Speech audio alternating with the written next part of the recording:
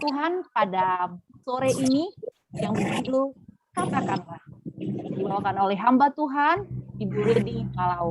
Sebelum kita memulai seminar ini, firman Tuhan ini, kita terlebih dahulu mengawalinya dalam doa, dipimpin oleh Ibu Jailin dari Sabah. Kepada Ibu Jailin, dipersilakan.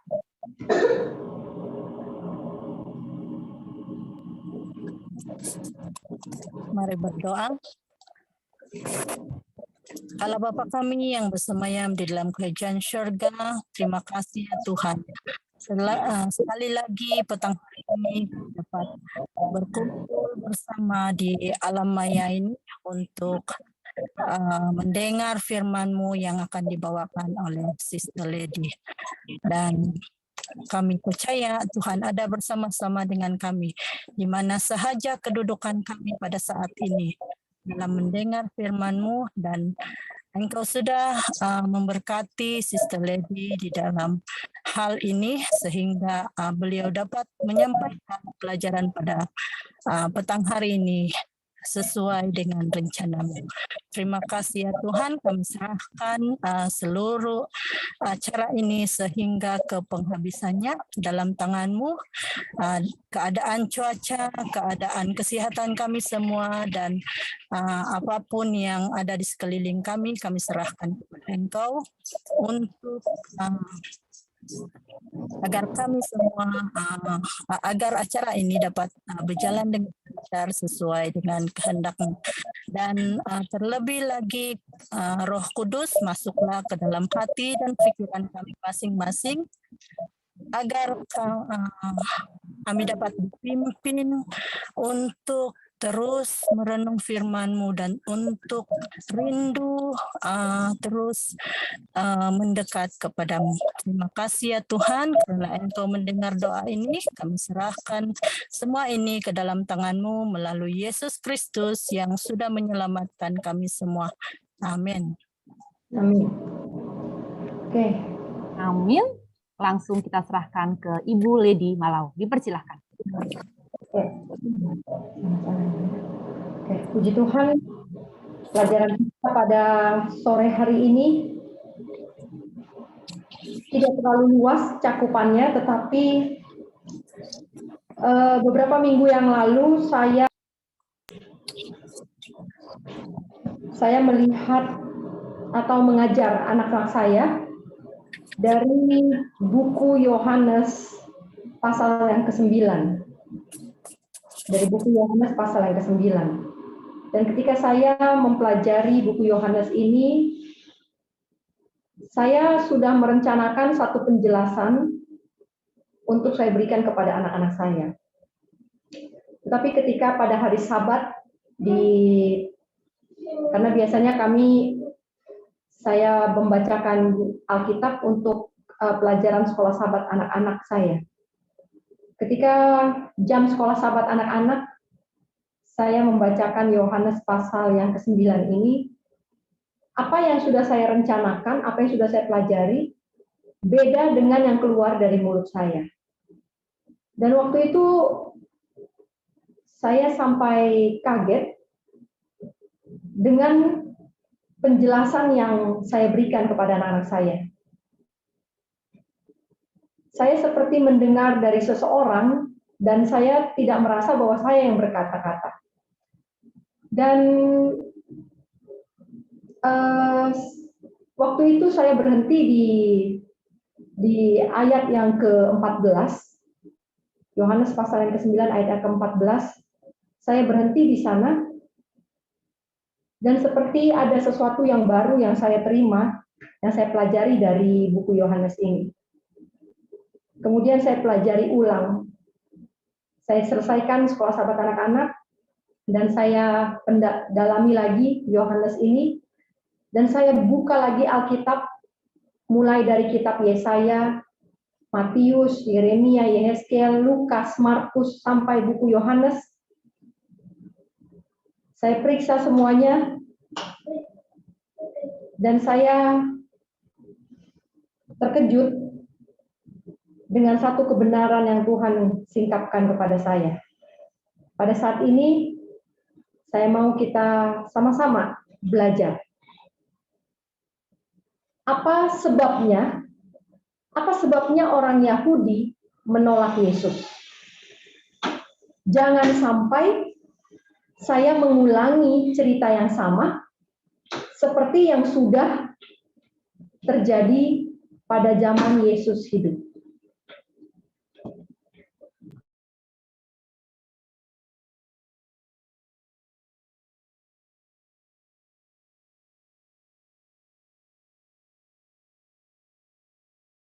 Baik, apakah Ibu bisa share screen-nya?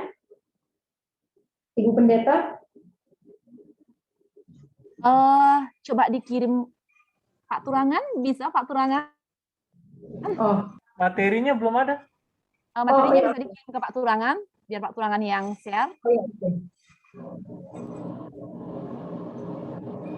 Oke. Iya, Kak. Oh, bentar. Ya, sudah sampai. Yang pertama adalah kita buka dalam buku Yohanes pasal 9 ayat 14 sampai yang ke-38. Yohanes pasal 9 ayat yang ke-14. Yohanes pasal 9 ini bercerita tentang seorang yang buta dari lahir. Saudara-saudara, Bapak Ibu sekalian, orang sakit itu sudah sangat memalukan dan aib buat seorang Yahudi. Apalagi orang yang cacat sejak dari mulai dia lahir. Menurut kepercayaan orang Yahudi, cacat bawaan dari lahir adalah akibat dosa turun-temurun. Dan anak yang dilahirkan cacat adalah anak yang terkutuk.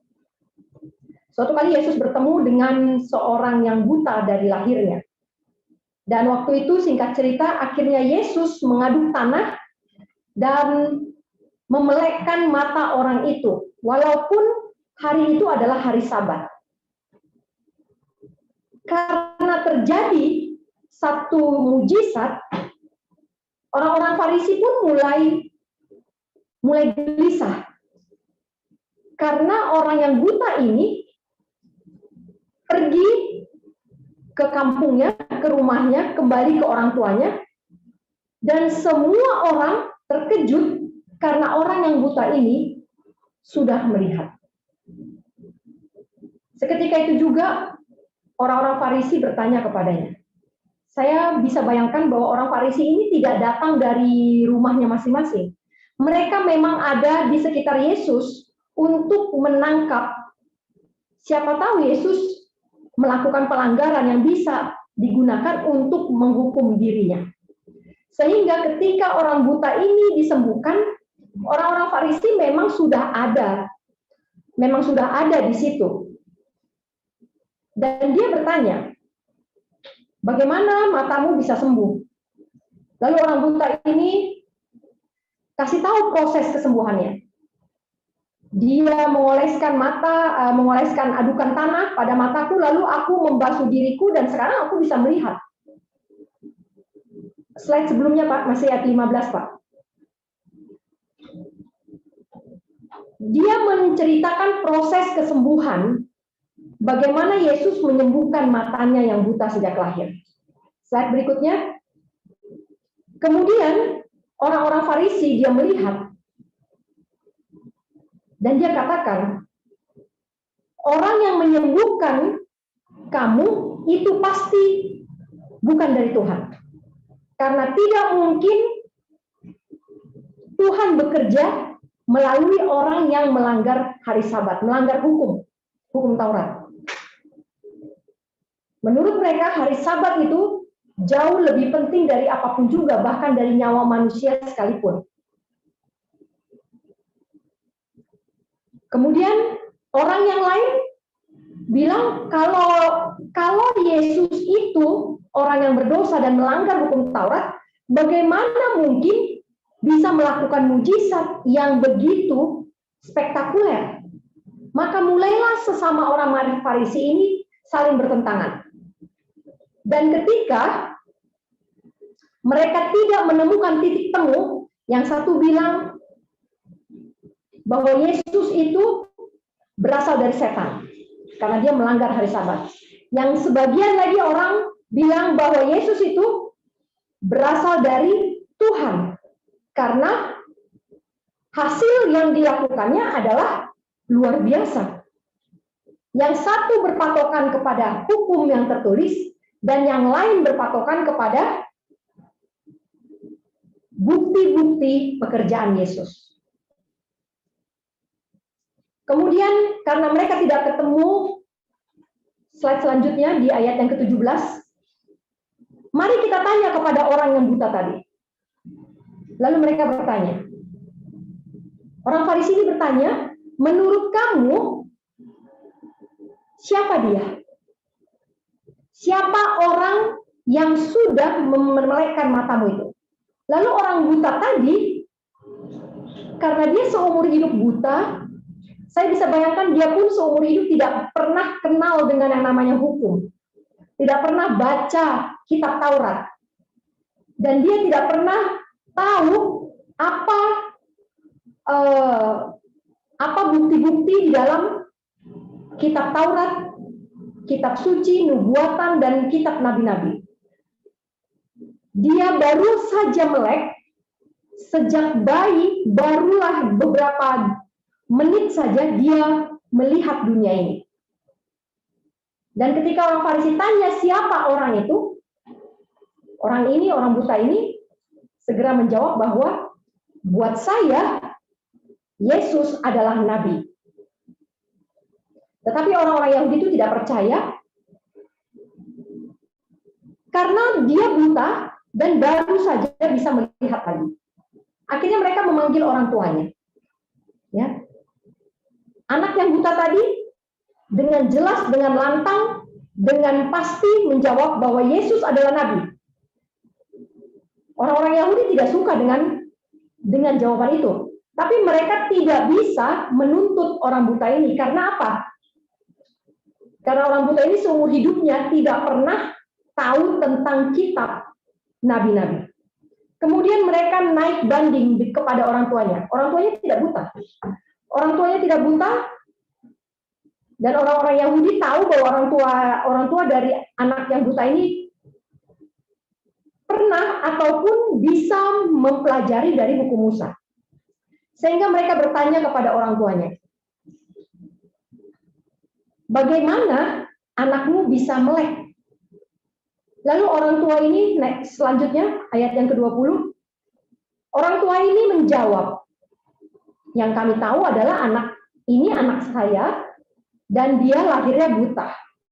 Tapi slide selanjutnya, bagaimana dia sampai bisa melihat, kami tidak tahu. Kami juga nggak tahu siapa yang bikin dia melek. Tanya saja kepada anak itu sendiri karena dia sudah dewasa dan dia bisa menjelaskan. Kenapa orang tua ini berkata demikian? Ayat yang ke-22. Orang tua ini berkata demikian, dia lempar kepada anaknya kembali. Karena apa? Karena mereka takut kalau saya bilang Yesus, ya benar Yesus yang menyembuhkan anak saya, maka orang tuanya takut diklaim sebagai pengikut Yesus. Karena apabila ada orang yang mengakui Yesus itu hebat, Yesus itu melakukan mujizat, akan dikucilkan dari daerahnya, dari tempat itu. Kemudian itulah sebabnya orang tuanya berkata, anak itu sudah dewasa, tanya saja sama dia sendiri. Ayat yang ke-24. Lalu dipanggil lagi anak ini. Dipanggil lagi anak ini, lalu dia bilang, coba bilang yang benar. Coba bilang yang benar bahwa orang itu orang berdosa, maksudnya Yesus. Jadi orang-orang Yahudi tadinya bertanya, apa pendapatmu, apa opinimu tentang Yesus? Tapi ketika dia mengatakan bahwa Yesus itu nabi, mereka tidak suka. Dan mereka memaksa anak itu untuk mengakui, memberi kesaksian bahwa Yesus adalah orang berdosa. Tetapi anak yang buta tadi, yang sudah melek tadi, dia bilang bahwa dia tidak pernah tahu apakah Yesus pernah lakukan dosa atau tidak. Ya benar, karena dia tidak pernah kenal Yesus dan dia tidak pernah lihat, bahkan dia nggak lihat orang-orang yang lain pun dia nggak tahu apakah berdosa atau tidak. Apalagi Yesus, dia tidak pernah lihat, dia tidak pernah tahu tentang Yesus, dia tidak pernah kenal tentang Yesus. Tapi satu hal yang saya tahu katanya, bahwa tadinya saya buta, sekarang saya melihat. Ayat yang ke-26. Ditanya lagi, bagaimana dia memelekkan matamu? Orang buta tadi semakin kesal dengan pertanyaan itu, dan dikatakan, tadi saya sudah tanya bagaimana Yesus menyembuhkan mata saya. Saya sudah katakan, tapi kamu tidak mendengarkan. Kenapa sekarang ulang-ulang lagi? Jangan-jangan kamu mau jadi muridnya. Ayat yang ke-28, orang-orang Yahudi mengejek anak ini dan berkata, kamu murid Yesus, tapi saya ini murid Musa. Musa itu menerima firman dari Allah. Tetapi Yesus itu, kami tidak tahu dari mana dia datang. Gantian sekarang orang buta yang bingung. Kenapa kau bilang kau tidak tahu dari mana Yesus datang? Kau kan melek. Saya saja yang buta, saya tahu bahwa Yesus itu datang dari Tuhan. Aneh juga, makanya katanya, aneh juga kamu tidak tahu dari mana Yesus datang. Dan orang buta ini juga katakan bahwa Tuhan tidak pernah mendengar orang-orang berdosa. Jadi ternyata walaupun dia tidak pernah baca Alkitab dari kecil, tetapi dia punya satu iman, punya satu pengetahuan bahwa tidak mungkin Tuhan mendengarkan orang yang berdosa. Dan tidak mungkin orang yang berdosa bisa melakukan mujizat. Hanya orang yang salah yang bisa melakukan mujizat. Dan dari dulu sampai sekarang, tidak pernah terdengar ada orang yang bisa menyembuhkan mata orang yang buta dari lahir. Dan anak ini yang tadinya buta menjadi melek, dia katakan, kalau Yesus itu bukan dari Tuhan, pasti dia nggak bisa bikin yang seperti ini. Dia berusaha meyakinkan bahwa Yesus itu adalah utusan dari Allah. Tetapi orang Yahudi mengusir dia keluar. Karena apa? Dengan katakan, kau ini lahir dalam dosa. Kau ini anak terkutuk. Berani-beraninya kau mau mengajar kami. Kau itu seumur hidup belum pernah baca. Baca Alkitab, baca hukum, baca kitab nubuatan, kitab nabi-nabi. Tapi berani-beraninya kau mau menjelaskan tentang Tuhan dan pekerjaannya. Lalu orang ini pun yang tadinya buta ini diusir keluar. Setelah diusir keluar, ayat yang ke-35, Yesus bertemu dengan dia. Mungkin Yesus melihat semua bentuk percakapan ini. Mungkin Yesus mendengar bagaimana orang yang buta ini mati-matian untuk membela Yesus, bahwa Yesus itu adalah orang saleh dan utusan Tuhan. Yesus melihat bagaimana dia berusaha meyakinkan. Yesus melihat bahwa orang yang buta ini tidak cari aman seperti orang tuanya. Orang tuanya cari aman. Orang tuanya nggak mau memberikan kredit kepada Yesus. Padahal mereka bersyukur anaknya sudah melek. Tapi dia tidak mau memberikan kredit. Kenapa?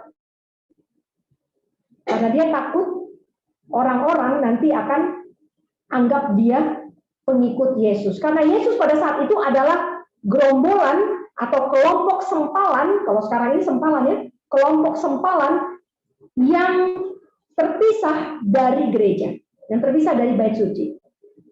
Sementara Yesus adalah satu kelompok yang terpisah dari bait suci, tetapi pengikutnya bertambah banyak,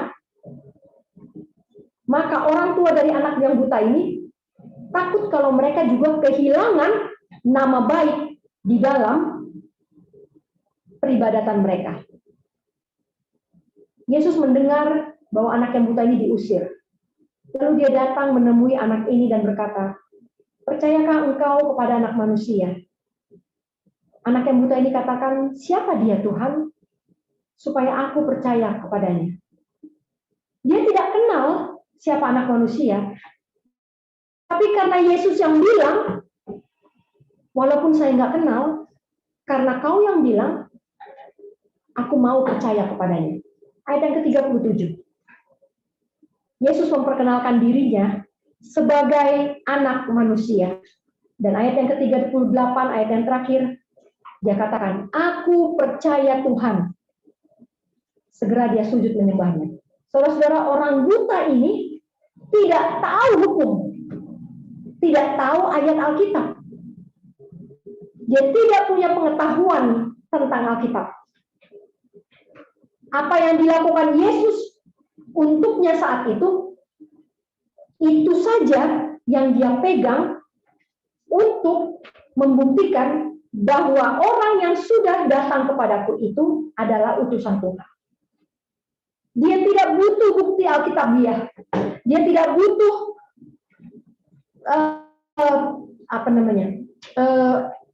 dukungan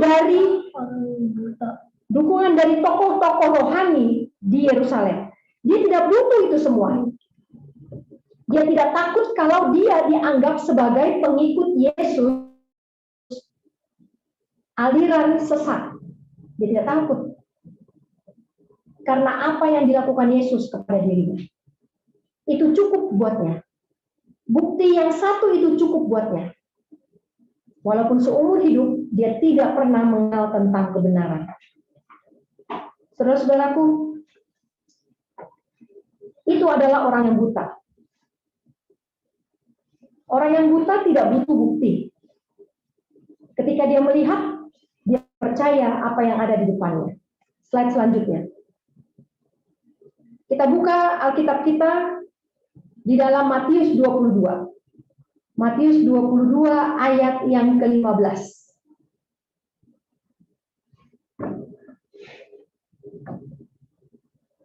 Orang buta tadi meminta Yesus, katakanlah kepadaku siapa anak manusia itu. Ini adalah satu bentuk iman yang tidak membutuhkan bukti tertulis. Katakanlah kepadaku Tuhan. Kalau Tuhan yang katakan, saya percaya. Dia nggak peduli dengan hukum Musa. Sebagaimana orang Yahudi sangat peduli dengan hukum Musa. Orang Yahudi selalu membandingkan segala sesuatu dengan hukum Musa. Mereka pintar dan mereka tidak bisa ditipu dengan ajaran-ajaran sesat. Tetapi orang yang buta, cukup satu kata dari mulut Yesus, dia percaya. Lalu bagaimana dengan pemerintah? Matius 22:15. Suatu kali orang-orang Farisi berunding bagaimana caranya mereka mau menangkap Yesus, ya, menjebloskan Yesus. Lalu dia suruhlah murid-murid orang Farisi ini, ya. Jadi orang Farisi juga punya murid. Yesus juga punya murid. Nah, orang Farisi menyuruh murid-muridnya pergi bersama utusan-utusan Herodian. Herodian ini adalah penguasa di Yudea pada saat itu. Ya, pemerintah daerah Pemda, ya. Pemdanya di Yudea adalah Herodes. Dan orang-orang aparat dari pemerintah daerah pergi bersama-sama dengan murid orang-orang Farisi untuk menemui Yesus. Dia tanya. Sebelum bertanya, mereka menjilat. Saudara-saudara baca di ayat 16. Kau adalah seorang yang jujur. Kau mengajar dengan jujur. Kau mengajar jalan Allah dengan jujur. Kau tidak takut sama siapapun juga. Kau tidak cari muka. Apakah benar? Ya benar. Tetapi setelah itu ayat yang ke-17. Ayat yang ke-17 dikatakan, setelah memuji-muji Yesus, mereka berkata, apakah boleh bayar pajak kepada kaisar atau tidak? Mereka mengajak aparat Pemda bersama dengan mereka. Supaya apa? Supaya ketika Yesus jawab boleh, maka orang Farisi yang akan menghukum mereka, menghukum Yesus. Ketika Yesus bilang tidak boleh bayar pajak kepada Roma, karena Roma itu orang kafir, maka aparat-aparat dari pemerintah daerah akan menghukum Yesus. Jadi apapun jawaban Yesus, ini pasti salah. Tetapi Yesus sangat bijak, dia tahu kejahatan itu. Dia tahu persekongkolan mereka. Lalu dia minta dibawakan satu mata uang dinar. Ayat 19, ayat yang ke-20. Dikatakan, gambar siapa yang ada di dalam tulisan ini? Yang ada di dalam mata uang ini? Lalu mereka bilang, oh ini gambarnya Kaisar dan tulisannya Kaisar. Dan Yesus bilang apa?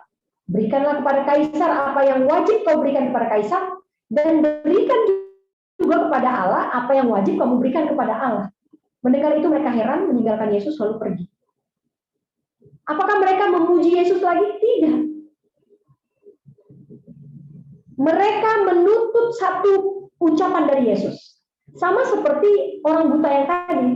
Orang buta yang tadi menuntut satu ucapan dari Yesus.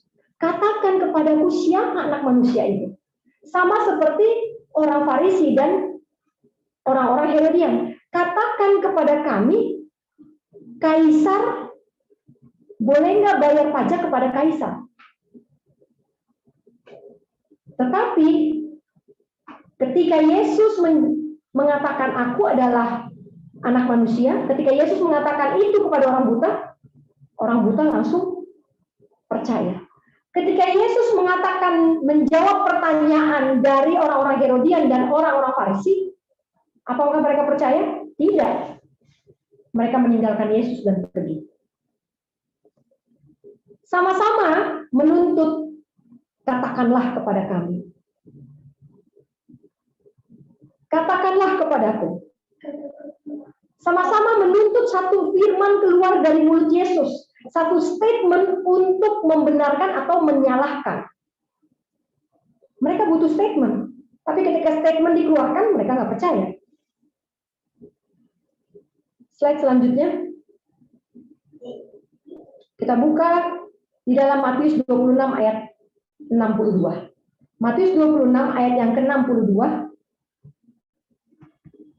Firman Tuhan mengatakan, ketika itu imam besar berdiri, ini adalah pada waktu Yesus ditangkap ya. Imam besar berdiri dan setelah tuduhan-tuduhan dilontarkan kepada Yesus, mereka bingung. Ya. Dan juga imam besar Kayafas bingung. Kenapa Yesus dituduh 1, 2, 3, bla bla bla bla bla, semua diberi tuduhan kepadanya, tapi dia diam saja. Lalu imam besar ini tanya, kenapa kau tidak kasih jawaban terhadap tuduhan-tuduhan itu?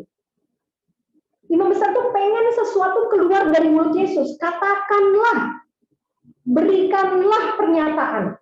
Entah itu sangkalan, pembelaan diri, atau pembenaran, atau persetujuan, atau penolakan. Katakanlah. Imam besar menuntut satu pernyataan keluar dari mulut Yesus. Tapi Yesus tetap diam. Dan akhirnya imam besar itu membentak ya, dengan kata-kata, demi Tuhan yang hidup, katakanlah kepada kami, apakah engkau ini Mesias, anak Allah atau tidak. Dia nggak tahan lagi. Dia minta statement dari mulut Yesus, katakanlah kepada kami, kamu itu Mesias atau enggak. Sama seperti orang buta tadi, katakanlah kepadaku Tuhan, siapa anak manusia itu. Sama seperti orang-orang Herodian dan orang-orang Farisi, katakanlah apakah boleh membayar pajak atau tidak. Ayat 64. Yesus berkata, aku sudah mengatakannya, akan tetapi aku berkata kepadamu, mulai sekarang kamu akan melihat Anak Manusia duduk di sebelah kanan yang Maha Kuasa dan datang di atas awan-awan di langit. Dia akhirnya mengatakan bahwa ya benar, saya adalah anak Allah. Anak manusia itu sama seperti orang buta yang menuntut katakanlah siapa anak manusia itu. Yesus juga memberikan pernyataan yang sama kepada imam besar, akulah anak manusia itu. Tapi apa yang terjadi? Ayat 65. Ayat 65 katakan, imam besar itu mengoyakkan pakaiannya dan berkata, dia menghujat Tuhan. Kita tidak perlu saksi lagi. Sudah pasti orang ini menghujat Tuhan. Saudara-saudara lihat, dia ingin statement dari mulut Yesus. Slide selanjutnya, dia ingin pernyataan dari mulut Yesus. Tetapi setelah Yesus katakan pernyataannya, apa yang terjadi ayat 66? Yesus dihukum mati. Yesus diludahi. Yesus ditinju dan dipukul. Berbeda dengan orang buta yang pertama tadi.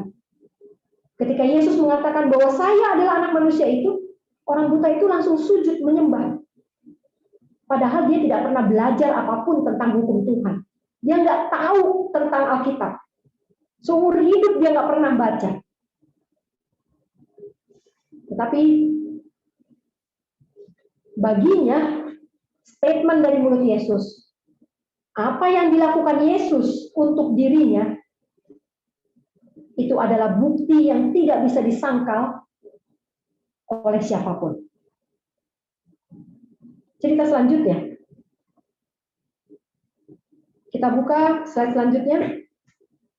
Di dalam Lukas 7 ayat 20. Lukas 7 ayat yang ke-20. Ada satu orang lagi yang meminta statement dari Yesus, yaitu Yohanes Pembaptis. Saat itu Yohanes Pembaptis sudah dipenjara dan siap untuk dihukum mati. Tetapi sebelum dia dihukum mati, dia mengutus seseorang untuk datang kepada Yesus untuk bertanya kepada Yesus, engkaukah Mesias itu ataukah kami harus menantikan Mesias yang lain? Pada saat itu Yesus menyembuhkan banyak orang, menyembuhkan banyak penyakit, menyembuhkan banyak penderitaan, mengusir banyak roh-roh jahat, memelekkan mata banyak orang buta yang bukan hanya satu ya, orang buta hanya beberapa orang buta yang diceritakan dalam kitab Injil, tetapi sebenarnya ada banyak orang buta yang disembuhkan oleh Yesus. Dan Yesus menjawab kepada utusan Yohanes Pembaptis, katanya, katakanlah kepada kami, apakah engkau ini Mesias? Dan Yesus menjawab, pergilah, katakan kepada Yohanes apa yang kamu lihat dan kamu dengar. Orang buta melihat, orang lumpuh berjalan, orang kusta menjadi tahir, orang tuli mendengar, orang mati dibangkitkan, dan orang miskin mendengar kabar baik. Berbahagialah orang yang tidak kecewa dan tidak menolak aku. Apa yang Yesus katakan kepada utusan Yohanes? Yesus tidak bilang, oh iya, seperti apa? Seperti kepada orang buta, seperti kepada imam besar, Yesus katakan, sayalah anak manusia itu, sayalah Mesias. Yesus tidak lakukan itu. Yesus tidak katakan itu. Kepada Yohanes Pembaptis Yesus katakan apa? Apa yang kau lihat? Apa yang kau dengar? Sudah itu saja. Dan Yohanes Pembaptis percaya? Percaya. Level rohani Yohanes Pembaptis tidak butuh statement dari Yesus. Cukup apa yang dilakukan Yesus. Apa yang dilakukan Yesus adalah tanda yang cukup untuk Yohanes Pembaptis percaya bahwa dialah Mesias. Karena apa? Karena Yohanes Pembaptis dia belajar. Dia mengerti siapa Mesias itu. Ketika Yohanes membaptis Yesus di Sungai Yordan, Yesus tidak perlu memperkenalkan dirinya, tetapi Yohanes mengenal Yesus sebagai yang lebih besar darinya. Tidak ada statement dari mulut Yesus seperti statement yang diberikan Yesus kepada orang buta. Tidak ada pernyataan dari mulut Yesus seperti yang diberikan kepada imam besar. Lihat dan kecaplah. Lihat dan kecaplah. Lihatlah apa yang kau lihat. Lihatlah mujizat, lihatlah tanda-tanda, lihatlah penggenapan nubuatan. Percaya? Percaya. Itulah level rohani dari Yohanes Pembaptis. Yang berikutnya, Lukas pasal yang ke-20. Lukas pasal yang ke-20 ayat yang pertama. Ketika Yesus mengajar di bait suci, dia memberitakan Injil. Maka datanglah imam-imam ahli Taurat tua-tua kepada Yesus. Dia tanya, katakanlah kepada kami. Nah ini lagi. Imam kepala, ahli-ahli Taurat, tua-tua Yahudi, tua-tua gereja, ahli-ahli Taurat, imam-imam kepala, pimpinan-pimpinan pendeta, datang kepada Yesus, katakan apa? Kuasa siapa? Siapa yang memberikan kuasa kepadamu sehingga kamu bisa melakukan hal-hal yang ajaib? Kuasamu dari mana? Mereka butuh statement dari Yesus karena mereka tidak percaya apa yang mereka lihat. Ayat yang ketiga. Tetapi ketika Yesus menjawab, Yesus bijak, dia tahu apa maksud pertanyaan itu. Kalau Yesus berpikir kalau saya kasih tahu bahwa kuasa ini dari surga, pasti mereka akan mengejar saya, membunuh saya, melempari saya, memukul saya, karena sudah pernah dilakukan seperti itu. Kali ini Yesus tidak mau menjawab mereka lagi. Waktu mereka tanya, kuasa siapa yang kau gunakan untuk melakukan hal-hal yang ajaib? Yesus menjawab, merespon dengan pertanyaan juga. Mereka menuntut perkataan Yesus, katakan kepadaku. Yesus juga menuntut perkataan mereka, katakanlah kepadaku. Apa pertanyaan Yesus? Baptisan Yohanes itu dari surga atau dari manusia? Mereka nggak bisa jawab. Kenapa? Karena kalau dibilang Yohanes itu dari surga, maka Yesus akan bilang, kalau dari surga kenapa kamu bunuh dia? Kenapa kamu tolak dia dan kamu tidak percaya kepadanya? Tapi kalau dijawab bahwa Yohanes itu dari manusia, maka mereka takut karena murid-murid Yohanes banyak sekali. Mereka takut diserbu massa. Lalu mereka menjawab apa? Ayat yang ke-7. Karena mereka juga tahu bahwa Yesus sudah menyadari jebakan ini, maka mereka bilang, oh saya tidak tahu dari mana baptisan itu. Dan Yesus juga menjawab, kalau gitu aku juga nggak tahu. Aku nggak mau bilang kuasa siapa yang aku gunakan untuk melakukan mujizat-mujizat itu. Saudara-saudara, imam-imam kepala, ahli Taurat tua-tua menuntut Yesus, katakan kepadaku. Menuntut Yesus untuk memberikan satu statement terucap dari mulutnya. Tetapi kalaupun Yesus berikan itu, mereka tidak akan percaya. Cerita selanjutnya, Lukas 22 ayat 66 sampai 71. Firman Tuhan mengatakan setelah hari siang, berkumpullah sidang para tua-tua Yahudi, imam-imam kepala dan ahli Taurat. Lagi-lagi personil yang sama. Personil yang sama yang dulu sudah pernah kalah tanya jawab.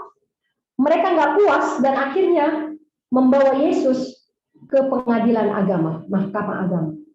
Lalu mereka jawab, katakanlah kepada kami, kamu itu Mesias atau enggak? Udah pernah ini ditanya kan? Udah pernah ditanya. Dan Yesus bilang apa? Sekalipun aku mengatakannya kepada kamu, kamu tidak akan percaya karena memang sudah pernah. Tetapi mereka bolak-balik tanya itu. Ayat yang ke-68. Sekalipun aku bertanya sesuatu kepada kamu, kamu tidak akan menjawab. Ini merujuk kepada cerita yang di Lukas pasal 20 tadi. Waktu ditanya baptisan Yohanes itu dari surga atau dari manusia, enggak dijawab.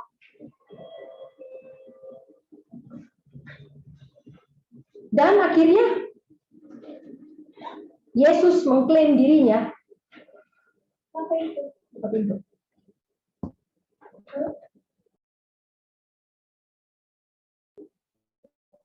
Akhirnya Yesus mengklaim dirinya bahwa dia adalah anak manusia. Dan apa respon dari 3 oknum ini, imam-imam kepala ahli Taurat dan tua-tua jemaat Yahudi? Mereka marah dan jengkel, sehingga mereka menuduh, untuk apa kita perlu kesaksian lagi? Kita sudah mendengarnya dari mulutnya sendiri.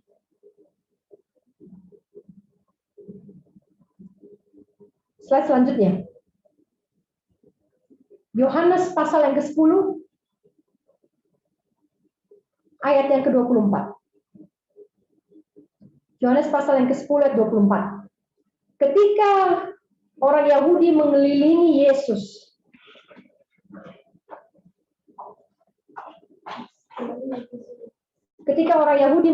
Yesus, dan berkata kepadanya, berapa lama lagi kau biarkan kami bingung? Kau ini Mesias atau bukan? Terus teranglah kepada kami. Yesus sudah lelah dengan pertanyaan ini. Orang-orang Yahudi menuntut statement dari mulut Yesus. Mereka tidak mau percaya dengan tanda-tanda yang sudah terjadi. Mereka butuh satu pernyataan yang resmi dari mulut Yesus. Dan Yesus juga tahu bahwa apapun yang dikatakannya, mereka tidak akan percaya. Pekerjaan-pekerjaan, ayat 25, pekerjaan-pekerjaan yang kulakukan dalam nama Bapakku, itulah yang memberikan kesaksian sebenarnya. Aku sudah bekerja, dari hasil pekerjaanku, kira-kira kau bisa menilai, aku ini dari mana? Dari surga atau dari manusia? Aku ini anak Allah atau manusia biasa? Ayat yang ke-26. Tapi kamu tidak percaya. Kamu tidak percaya dengan apa yang kulakukan. Kamu tidak percaya dengan pekerjaan-pekerjaanku. Kamu tidak percaya dengan peristiwa-peristiwa yang terjadi di sekelilingmu. Kenapa? Karena kamu bukan domba. Kalau domba Yesus, dengar suara, langsung ikut. Dengar ucapan Yesus, seperti orang buta tadi. Begitu Yesus keluarkan statement, aku adalah anak manusia, langsung ikut. Itu artinya domba-domba Yesus. Tetapi orang Yahudi, mereka bukan domba Yesus. Karena mereka tidak percaya kepada Yesus. Ayat selanjutnya, ayat yang ke-29. Bapakku memberikan mereka kepadaku, lebih besar dari siapapun. Aku dan Bapa adalah satu. Dia katakan bahwa aku adalah satu dengan Bapa. Dan akhirnya orang-orang Yahudi marah karena merasa bahwa Yesus menyamakan dirinya dengan Bapa. Ayat yang ke-32, banyak pekerjaan baik dari Bapa, tetapi pekerjaan yang baik itu, kenapa kamu mau lempari aku sekarang? Lalu orang-orang Yahudi itu jawab, ayat yang ke-33. Kami lempar kamu itu bukan karena pekerjaan baik. Kami lempar kamu itu karena kamu menyamakan diri dengan Allah.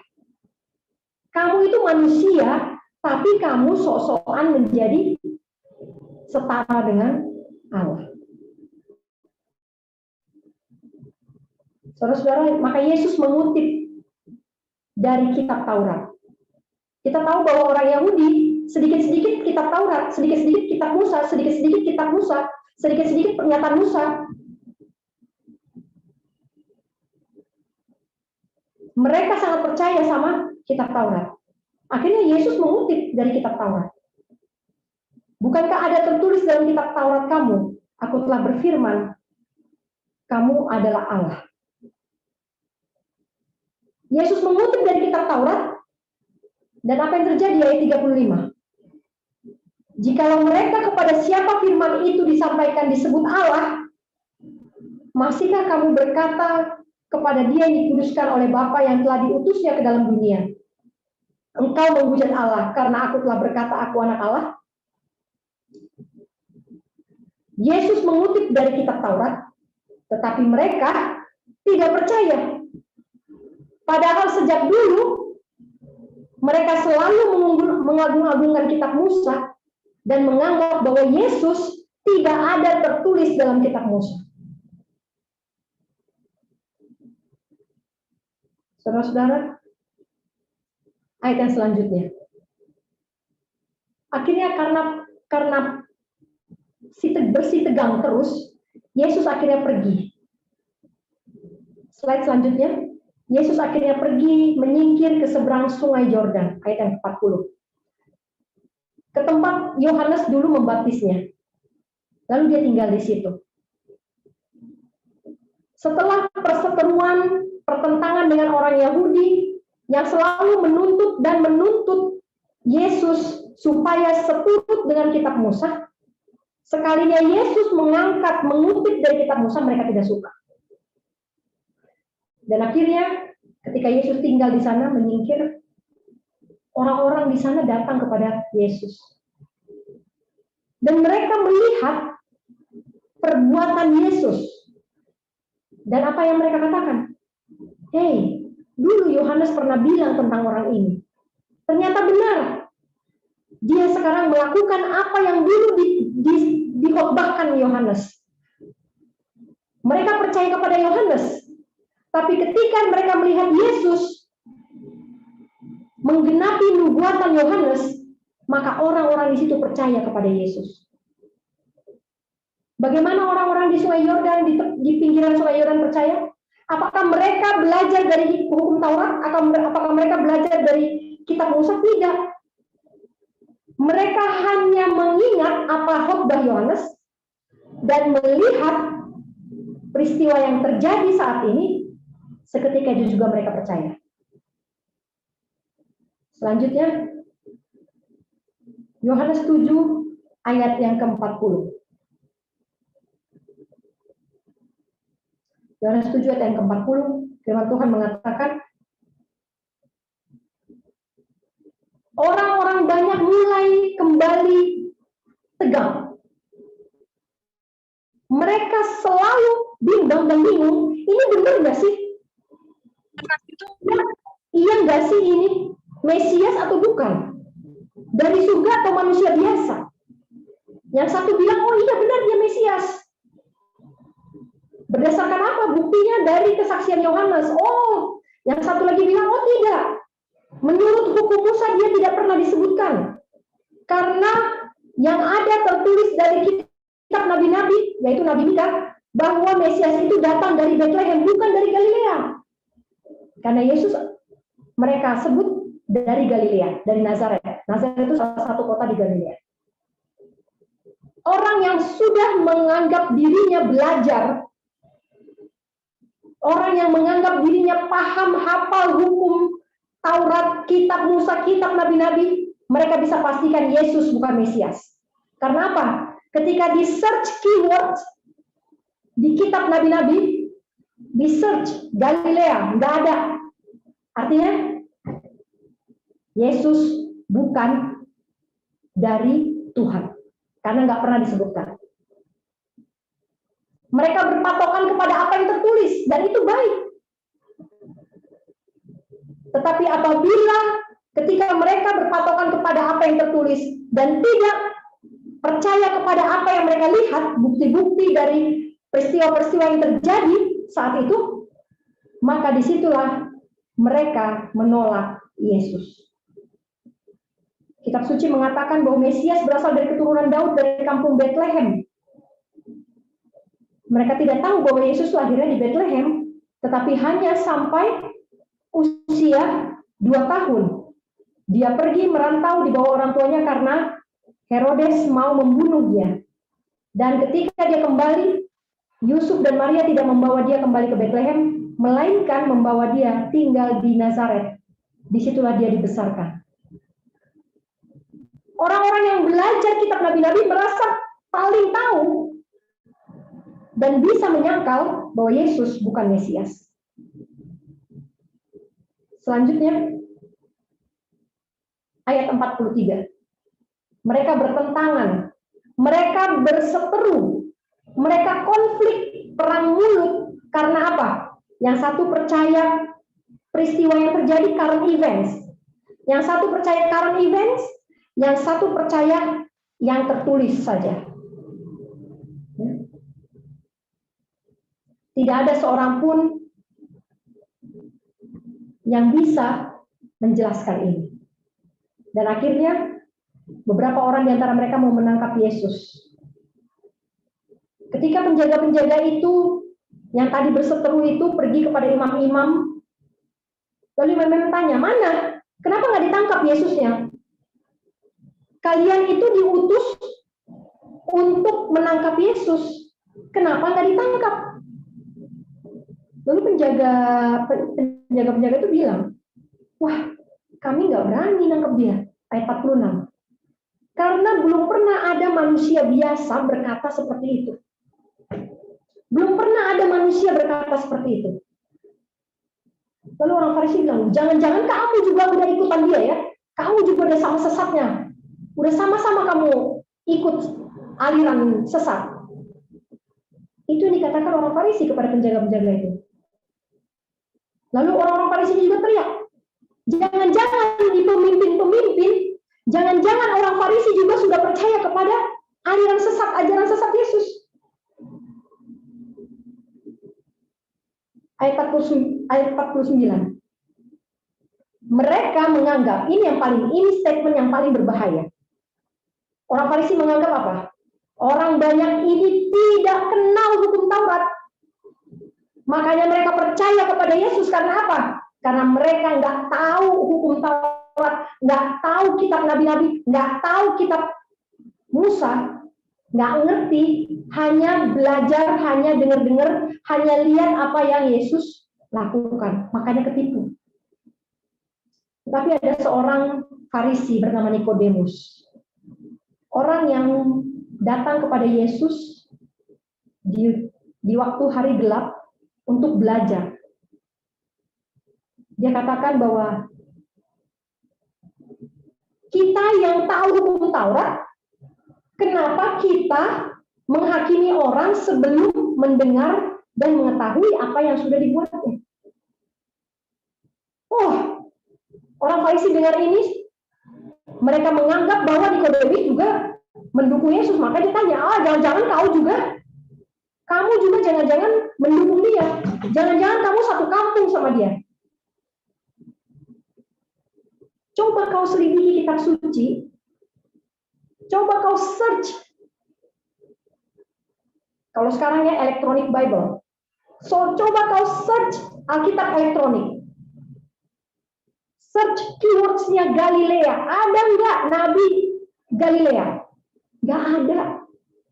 Jangankan Nabi. Galilea itu tidak pernah masuk di dalam nubuatan kitab para nabi. Mereka hanya percaya apa? Apa yang tertulis. Kalau nggak ditulis, mata mereka tidak bisa melihat apa yang penting pada zaman itu. Ayat yang ke-52. Ayat yang ke-53 terakhir, mereka sendiri akhirnya pulang ke rumahnya. Matius 21. Matius 21 ayat yang ke-9 sampai 16. Ketika itu banyak orang mengatakan inilah Nabi Yesus dari Nazaret. Dan anak-anak berseru, Hosana bagi Daud, Hosana bagi anak Daud, diberkatilah dia yang datang dalam nama Tuhan, Hosana di tempat yang maha tinggi. Semua orang berjalan di depan Yesus dan mengikuti Yesus dari belakang, berteriak memuji Yesus sebagai anak Daud. Waktu Yesus diarak masuk ke Yerusalem, seluruh kota Yerusalem gempar karena arak-arakan yang heboh ini. Orang-orang tanya, ada apa, siapa dia? Kenapa dia diarak-arak, siapa itu? Dan orang banyak yang percaya bahwa Yesus ini adalah seorang nabi. Mereka katakan, inilah Nabi Yesus dari Nazaret. Saudara-saudara, ketika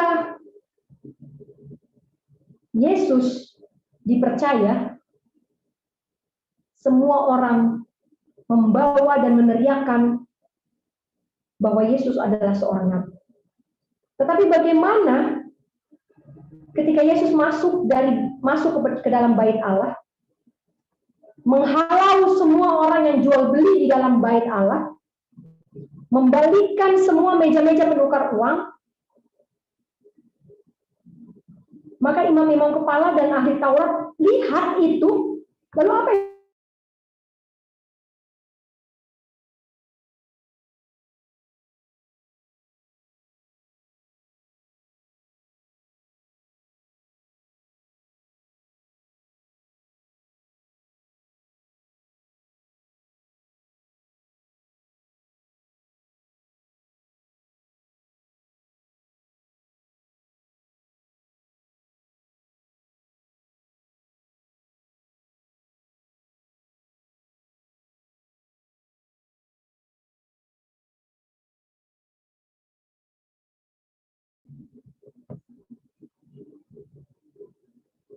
dan pada waktu orang-orang Farisi, imam-imam kepala, ahli-ahli Taurat jengkel mendengar puji-pujian itu, Yesus mengangkat satu ayat dari kitab Daud, yaitu Mazmur 8 ayat 2. Kitab Daud juga salah satu kitab yang mereka puja-puji, ya.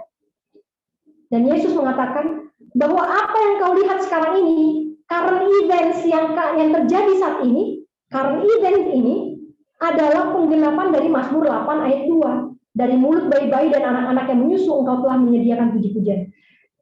Ketika Yesus menghubungkan current event dengan nubuatan, dan ini terhubung dan melibatkan Yesus sebagai pemeran utama di dalam penggenapan nubuatan itu, apa yang terjadi sama mereka? Ayat 17.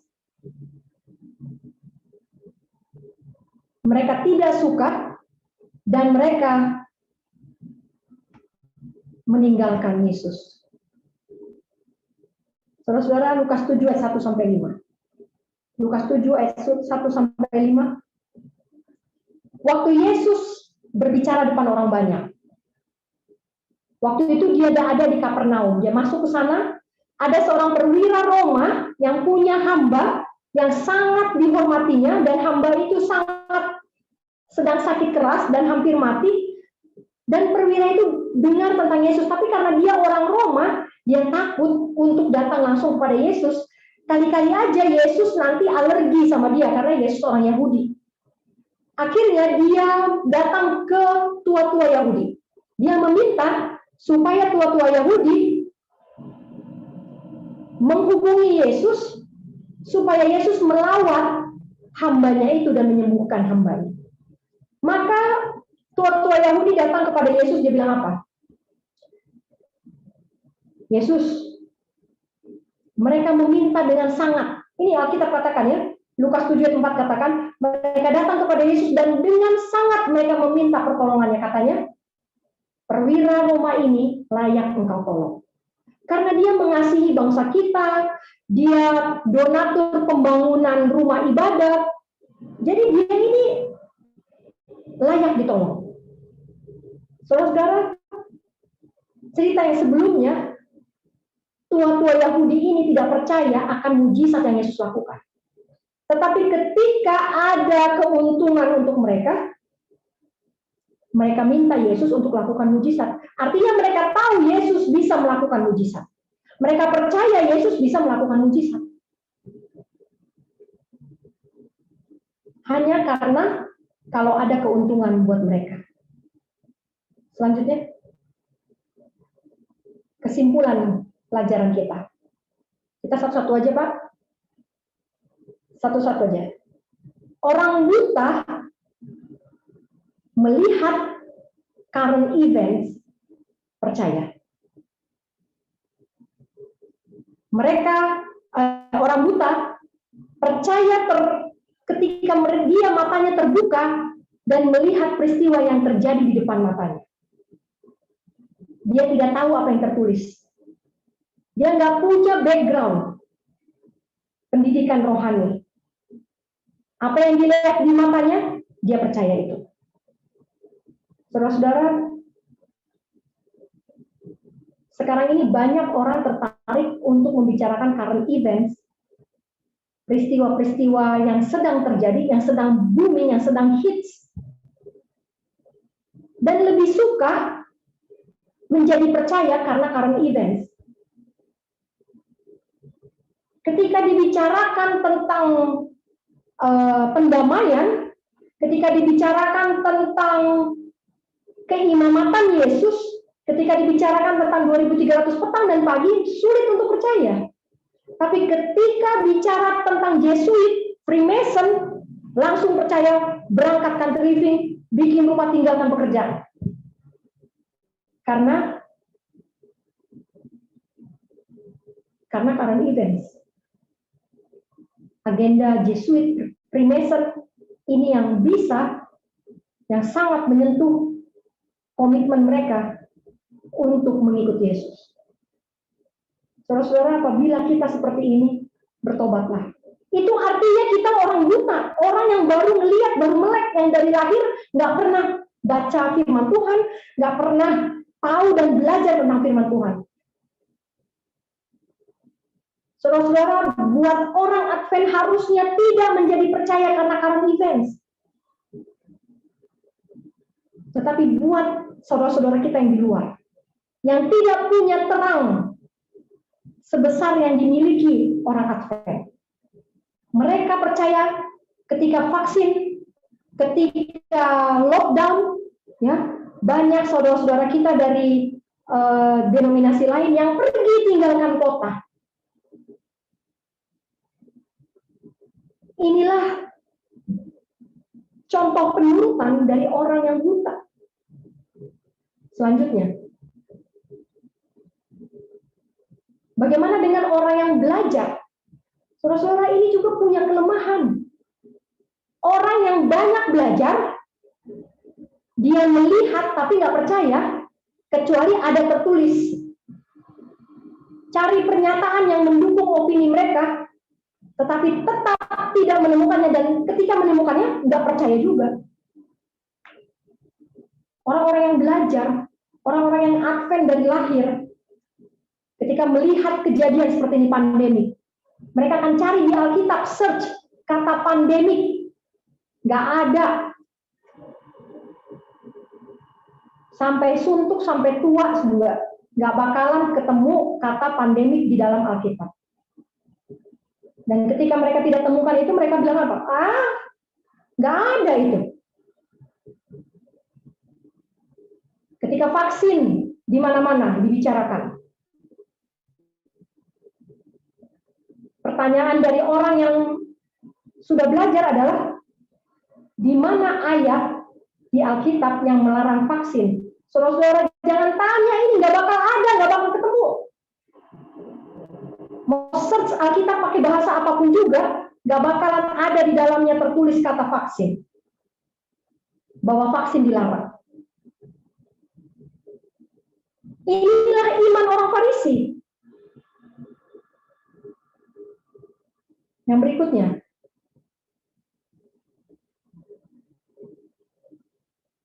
Bagaimana dengan orang-orang Herodian, pemerintah daerah? Mereka cari-cari kesaksian Yesus. Cari-cari statement dari Yesus. Untuk apa? Untuk membenarkan opini mereka tentang Yesus. Mereka datang kepada Yesus, tapi sudah punya konsep duluan.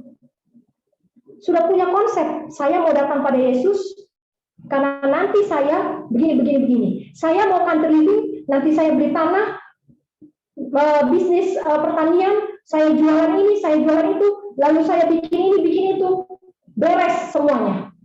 Sekian 1 tahun panen sekian, habis itu ini, semua terplanning dengan hebatnya. Datang kepada Yesus, tapi sudah membawa konsep dirinya sendiri. Saudara-saudara, ketika datang pada Yesus, ketika saya mencari kesaksian Yesus, jangan saya mencari karena saya sudah punya konsep dalam kepala saya. Tapi ketika saya mencari kesaksian Yesus, itu adalah karena saya mau dibentuk, mau diasah oleh kesaksian itu. Berikutnya, bagaimana dengan imannya imam besar? Imam besar, wah ini udah pasti pendidikan rohani yang mungkin sudah setara PhD. Bukan cuma STH ini. Sudah luar biasa secara ilmu dan secara pengalaman, apalagi dalam jabatan. Bagaimana seorang imam besar di masa Yesus mencari kesaksian Yesus? Dia mencari kesaksian Yesus. Dia tanya, benarkah kamu anak Allah? Ketika benar dijawab oleh Yesus, iya benar saya anak Allah, apa yang dia lakukan? Dia ludahi Yesus. Apakah kita juga mencari kesaksian Yesus dengan konsep imam besar? Saya cari sesuatu di dalam Alkitab, dan ketika saya dapat, memang benarlah ini. Pantesan dari dulu saya nggak mau percaya Alkitab. Orang bodoh saja yang mau percaya Alkitab.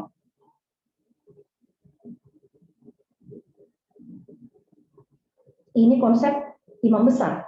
Yang berikutnya, bagaimana dengan Yohanes Pembaptis?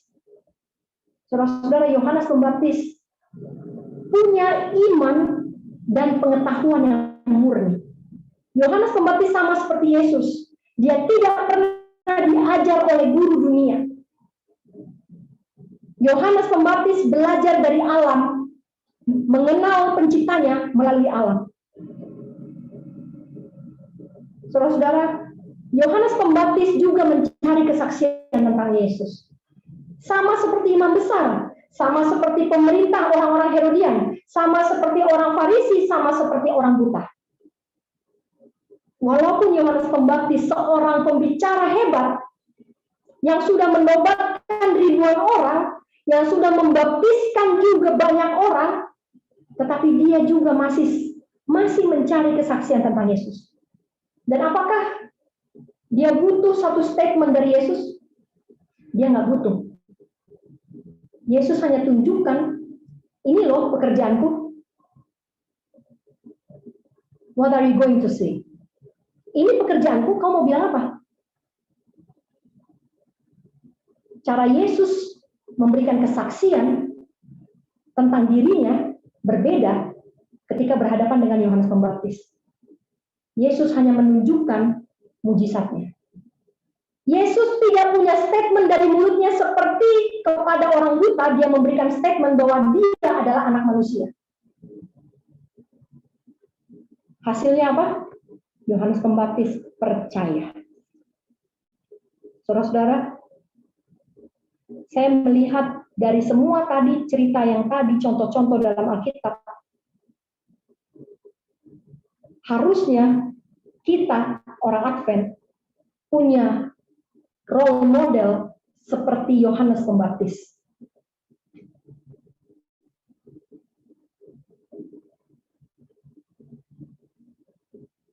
Selanjutnya, imam-imam kepala ahli Taurat dan tua-tua Yahudi, mereka juga pembelajar Alkitab yang tekun. Hari-hari tinggal di bait suci, berjam-jam belajar firman Tuhan, belajar tentang seluruh hukum Taurat. Mereka hafal, mereka tahu di hukum Taurat, di hukum Nabi-Nabi, di kitab Nabi-Nabi, di buku Musa. Mereka tahu tidak pernah ada tulisan tentang Galilea. Artinya apa? Mereka hafal setiap kata dari Alkitab, dari gulungan kitab Nabi-Nabi itu. Mereka orang yang hebat dalam pembelajaran firman Tuhan. Mereka juga mencari kesaksian Yesus tentang kuasanya. Tapi ketika mereka mendengar kesaksian Yesus, Yesus kasih statement dari mulutnya tentang siapa dia. Dan ketika orang-orang ini mendengar, para pembelajar Alkitab yang tekun dan giat ini mendengar, apa yang dilakukan? Mereka salibkan Yesus.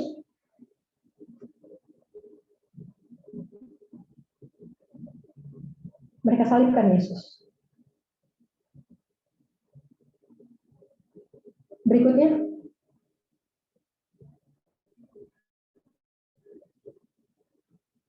Bagaimana dengan orang Yahudi? Orang Yahudi ini artinya levelnya adalah orang biasa, awam. Orang awam. Orang Yahudi sama seperti kita sekarang. Anggota biasa. Mencari juga kesaksian tentang Yesus.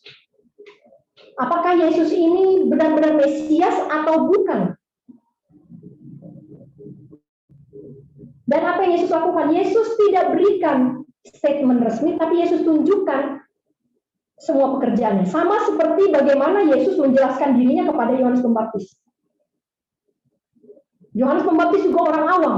Dia tidak punya jabatan di dalam keimamatan. Dia tidak punya jabatan di dalam bait suci. Malahan, dia tidak pernah berada dalam bait suci.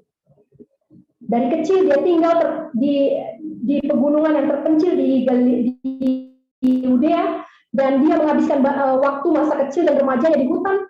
Dan ketika besar, dia masuk ke Yerusalem tapi ditolak oleh imam-imam, orang Farisi, tua-tua Yahudi, ditolak sehingga akhirnya dia harus berkhotbah di padang gurun. Karena tidak ada mimbar yang bisa dimasukinya. Orang Yahudi dan Yohanes Pembaptis sama-sama orang awam. Dan sama-sama mencari kesaksian Yesus. Dan cara Yesus menjelaskan dirinya juga sama. Yesus bilang, ini loh yang aku lakukan. Kau mau bilang apa? Yohanes Pembaptis ketika dibilang seperti itu percaya. Orang Yahudi ketika dibilang seperti itu marah, jengkel, dan tidak percaya. Selanjutnya, orang di tepi sungai Yordan melihat pekerjaan Yesus. Ya, orang di tepi sungai Yordan. Ketika Yesus mau dilempari batu, Yesus menyingkir ke sungai Yordan. Mereka lihat pekerjaan Yesus. Ini orang awam juga. Orang di tepi sungai Yordan, orang Yahudi, Yohanes Pembaptis, sama-sama orang awam. Mereka melihat pekerjaan Yesus, mereka mencocokkannya dengan kesaksian Yohanes. Oh, dulu Yohanes pernah bilang begini, dulu Yohanes pernah bilang begitu tentang orang ini, dan mereka percaya. Selanjutnya,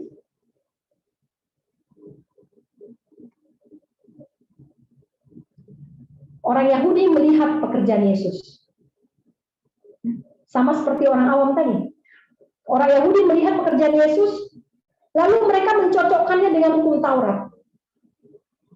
Dan tidak percaya, kenapa?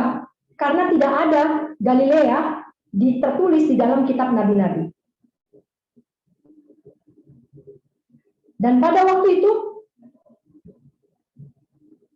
orang Yahudi menolak Yesus hanya karena tidak disebut kata Galilea di dalam gulungan kitab nabi-nabi.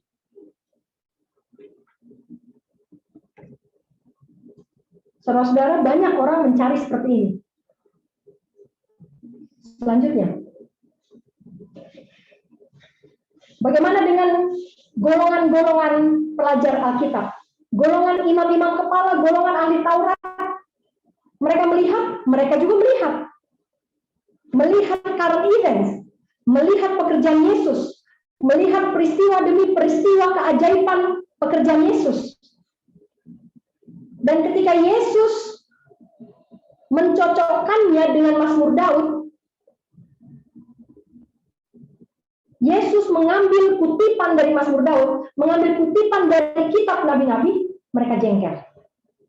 Padahal biasanya mereka yang seperti itu. Mereka selalu ambil kutipan dari kitab nabi-nabi. Tetapi ketika Yesus yang mengambil kutipan itu dan mencocokkannya dengan apa yang terjadi saat itu, mereka menjadi jengkel.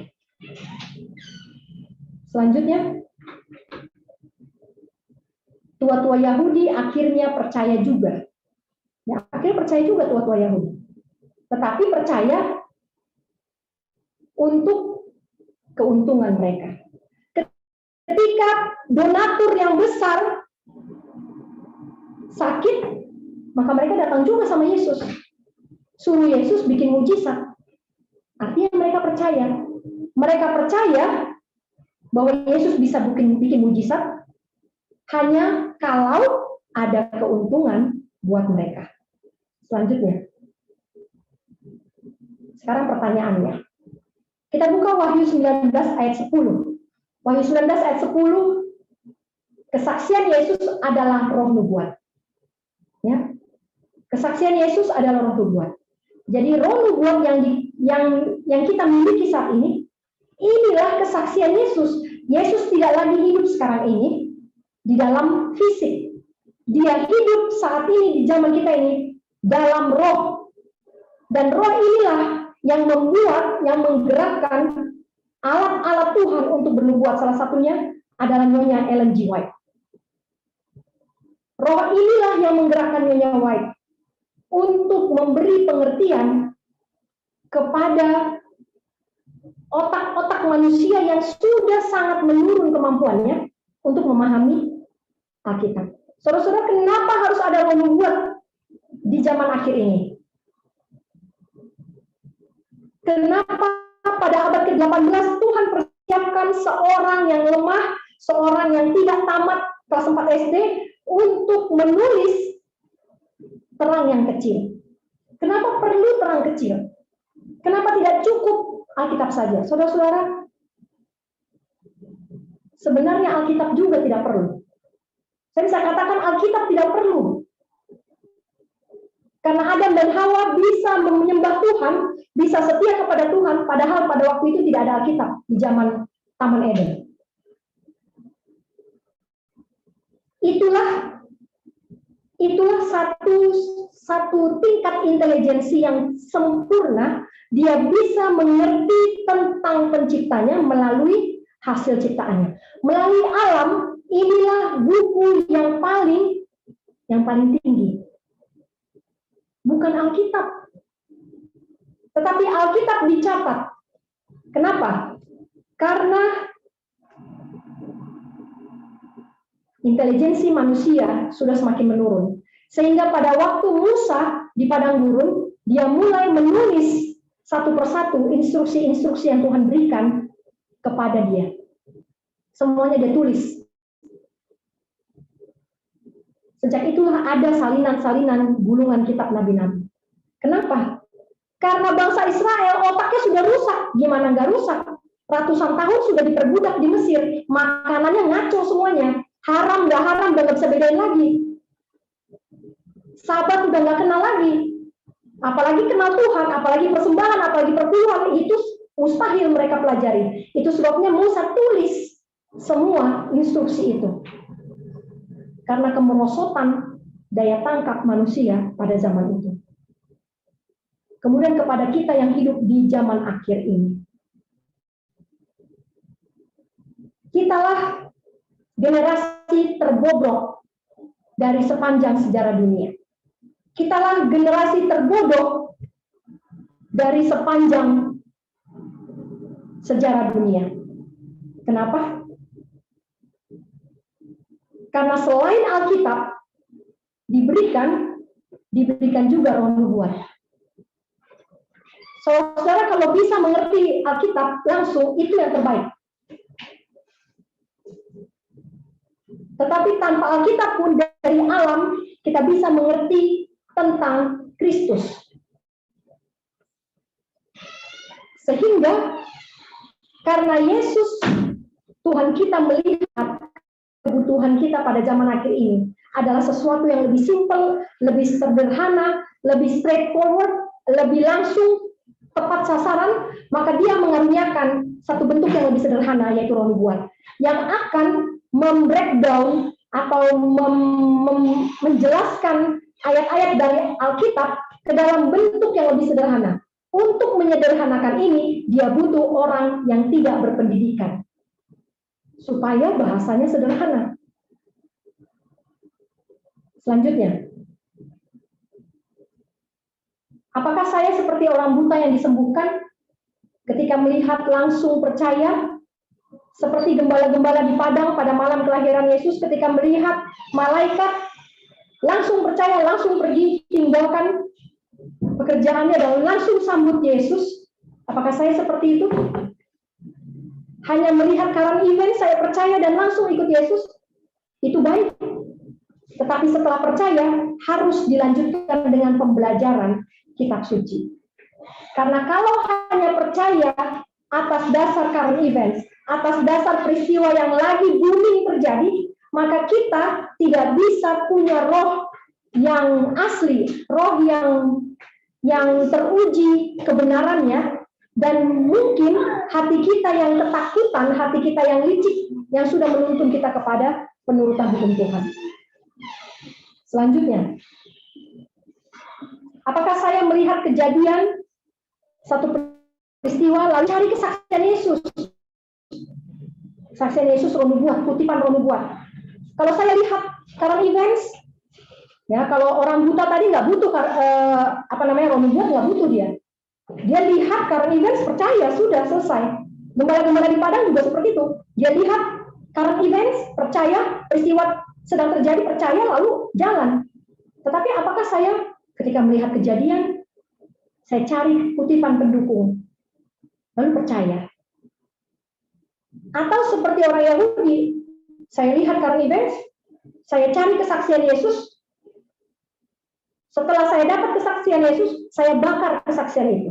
Saya bunuh kesaksian itu. Karena saya kesal dan jengkel. Selanjutnya, apakah saya mencari kesaksian Yesus, kutipan roh nubuat, untuk membenarkan opini saya? Dan ketika tidak dapat, saya kecewa. Saya tinggalkan, saya pergi dengan jengkel. Ya. Yang menjadi seperti ini biasanya orang-orang yang cerdas. Teori ilmiah lebih menarik daripada teori roh nubuat. Ketika saya menerima kesaksian Yesus bahwa reformasi kesehatan penting, saya akan, banyak pertanyaan. Oh, bagaimana protein saya, bagaimana zat besi saya, bagaimana ini, bagaimana itu, bagaimana pertumbuhan, bagaimana perkembangan otak, dan lain sebagainya. Lalu saya cari lagi perkembangan otak, pertumbuhan, zat besi di dalam roh nubuat yang nggak ada. Nggak ada tulisan zat besi di dalam roh nubuat. Dan ketika saya nggak dapat, saya kecewa, tinggalkan, nggak benar ini berarti. Ini health reform ini ngaco ini. Karena nggak jelas. Selanjutnya, apakah saya seperti Yohanes Pembaptis? Saya percaya kepada kesaksian Yesus, nggak perlu bukti-bukti ilmiah, nggak perlu jurnal-jurnal ilmiah. Saya nggak perlu kutipan dari siapapun juga. Asal ada kesaksian Yesus, roh nubuat, cukuplah itu saya percaya. Itu adalah Yohanes Pembaptis. Selanjutnya, apakah saya seperti imam, ahli Taurat, tua-tua Yahudi? Saya cari roh nubuat, kutipan roh nubuat, kesaksian Yesus. Lalu ketika saya temukan itu, saya ejek malahan. Saya ejek, saya benci, saya bunuh suara kebenaran itu.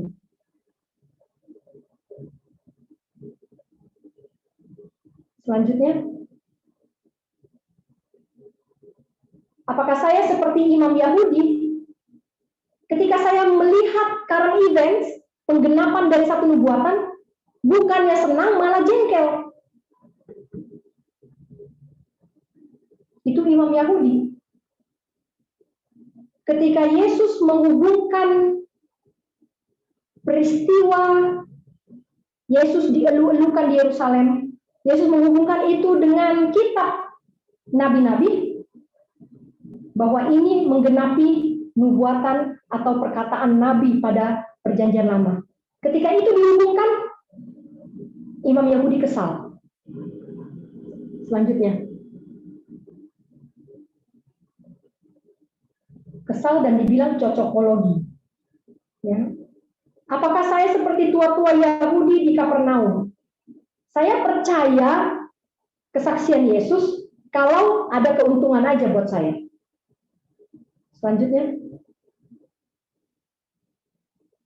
ketika saya membaca Review and Herald 18 Maret 1884, paragraf yang ke-8, saya tidak tulis di sini. Saudara harus baca ini. Karena saya tahu ini akan jadi kontroversi yang besar kalau saya tulis di sini. Jadi masing-masing baca saja. Biarlah Roh Tuhan yang menunjukkan apa isi, kemana tulisan ini mengarah. Saya yakin kalau roh yang benar yang menuntun kita membaca kesaksian Yesus ini, maka roh itu juga sama seperti roh yang menuntun Yohanes Pembaptis untuk percaya tanpa perlu bukti ilmiah. Baca Review and Herald 18 Maret 1884, paragraf yang ke-8. Ketika saya baca itu, apakah saya kesal, jengkel, dan menuduh kesaksian itu tidak benar? Ya, kalau saya sampai bawakan ini di sini, wah, ini benar-benar tajam. Selanjutnya, ketika saya membaca kesaksian Yesus bahwa obat-obat kimia itu adalah bisnis Babel, apakah saya jengkel? Atau saya perlu lagi jurnal-jurnal ilmiah untuk membuktikan hal itu?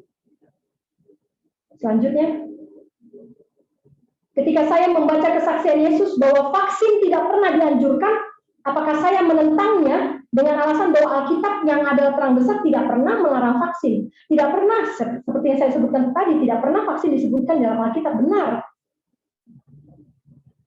Selanjutnya, apakah saya tidak suka mendengar pekabaran kesehatan tentang larangan makan daging? Ketika Roh Nubuat katakan jangan lagi makan daging, apakah saya tidak suka dengarnya? Kenapa? Itu apa-apa Roh Nubuat, karena Imamat 11 tidak larang kok. Yang penting tidak haram. Apakah itu yang kita pikirkan? Lalu saya menutup mata terhadap peristiwa-peristiwa kesehatan yang sekarang ini membasmi dunia ini, kerusakan fisik akibat makan daging. Saya tutup mata saya terhadap bukti-bukti ini semua. Hanya karena apa? Hanya karena Alkitab tidak pernah melarang daging. Selanjutnya, apakah saya tidak suka mendengar pekabaran reformasi kesehatan yang melarang makan ikan? Kemarin saya bicara tentang ini juga, dan masih ada orang yang ngeyel tentang makan ikan ini. Kenapa? Karena di Alkitab tercatat Yesus juga makan ikan. Lalu saya balik tanya, ketika kamu makan ikan, apakah kamu sedang, saya mau mengikut Yesus? Apakah itu yang kau pikirkan makanya kau makan ikan? Tentu enggak kan?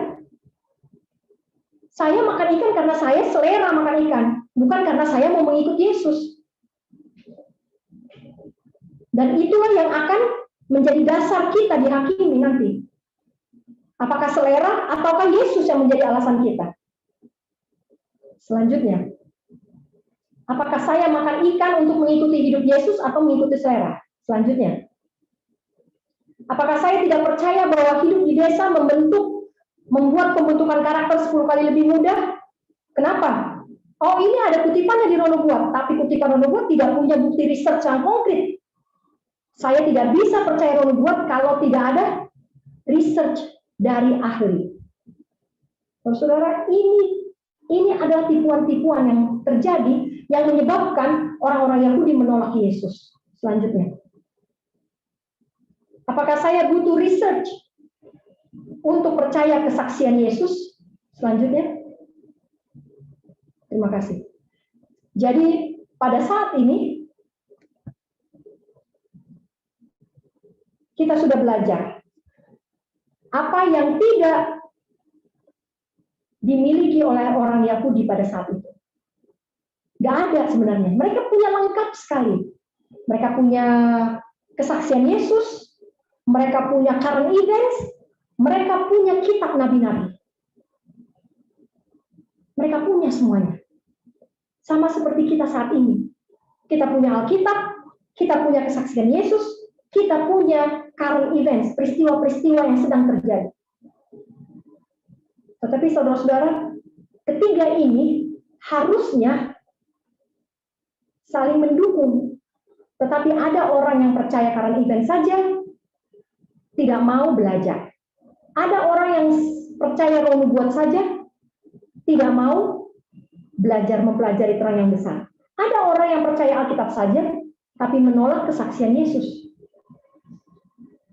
Saudara, kalau saya masih butuh bukti,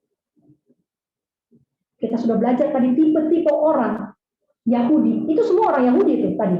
Yohanes Pembaptis, imam kepala, orang-orang Herodian, ini semua orang Yahudi. Sama seperti kita sekarang. Kita orang Advent. Orang Advent ini banyak sekali. Banyak golongannya.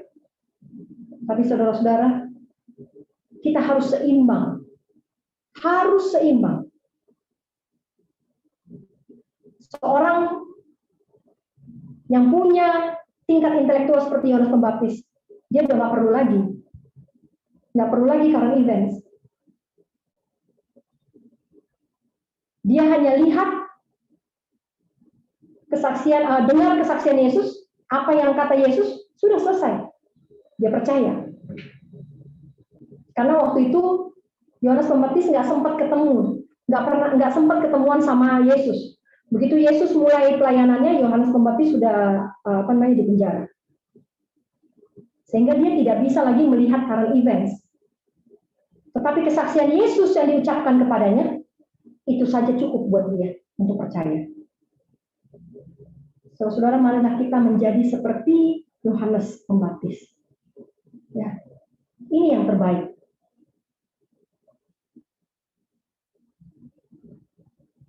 Saudara, beberapa kali banyak orang tanya kepada saya, di mana ayat yang tertulis dalam Alkitab tentang daging. Nggak ada dilarang makan daging di Alkitab. Lalu saya balik tanya, ini saya mengambil gaya Yesus ya waktu ditanya. Saya tahu ini menjebak sebenarnya pertanyaan ini. Terus saya ambil pertanyaan juga. Saya nggak jawab waktu itu bahwa daging nggak ada ditulis dilarang di Alkitab.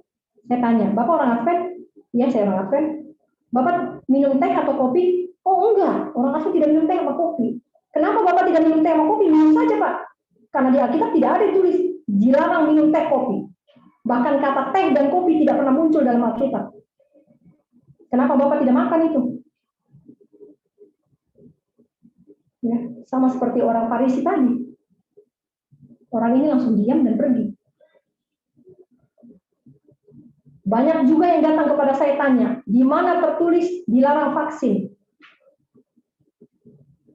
Saya balik tanya, tidak ada satu ayat pun yang melarang vaksin.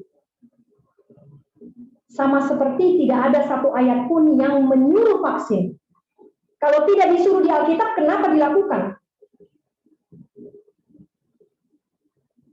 Diam, tidak bisa menjawab.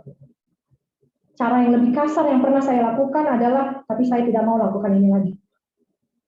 Karena ini banyak menimbulkan Jadi ini karena saya bosan dengarnya sebenarnya ya. Saya bosan.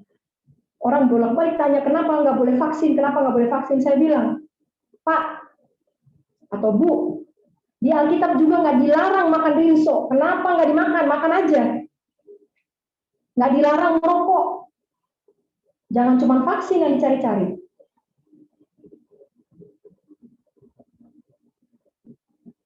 Ya, saya bisa merasakan bagaimana perasaan Yesus menjawab pertanyaan yang sama selama 3,5 tahun. Kau ini Mesias atau bukan? Kau ini dari surga apa dari manusia? Kau ini anak Allah atau anak manusia? Itu terus pertanyaannya. Itu terus. Saya harap nanti tidak ada lagi yang tanya tentang vaksin. Ya, sudah cukup kita membicarakan itu.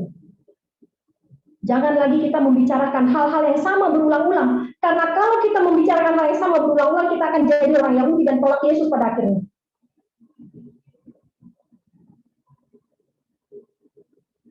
Nah, marilah. Jangan ulangi sejarah. Jangan ulangi sejarah kegagalan orang Yahudi. Tapi mari kita periksa diri kita masing-masing. lebih banyak berdiam, nggak usah bertanya-tanya seperti orang Yahudi banyak tanya. Ya, maksud saya kalau sekarang mau bertanya nggak apa-apa ya, bukan saya tanya ini. Maksudnya setiap ada peristiwa tanya, setiap ada peristiwa tanya. Tadi malam ada seorang sahabat tanya sama saya, dia bilang, bagaimana cara pendamaian Kak? Lalu saya bilang, jangan tanya-tanya. Baca, saya kasih ayatnya, baca ini Imamat 16, pelajari Tuhan bisa kasih tahu kamu, jangan tanya-tanya saya.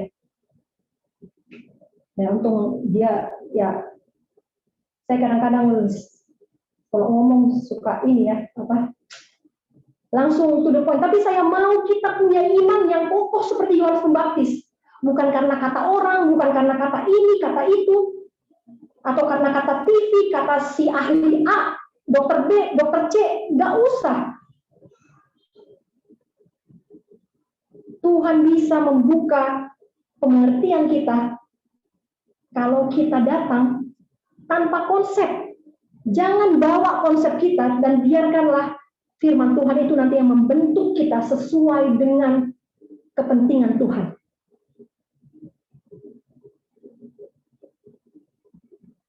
Terima kasih. Saya harap Tuhan, saya berdoa, semoga Tuhan memberkati pengertian kita semua. Saya yakin banyak hal membingungkan. Banyak hal yang membingungkan. Jangan tanya, diam dulu, lalu dengar kata Tuhan. Pasti mengerti. Tuhan memberkati. Terima kasih, Kak Lady, untuk firman Tuhan pada sore hari ini.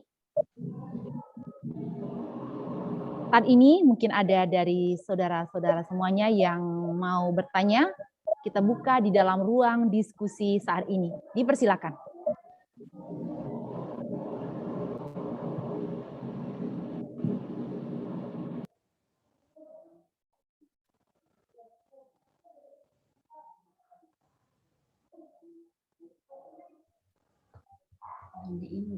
Selamat malam Ibu Lady.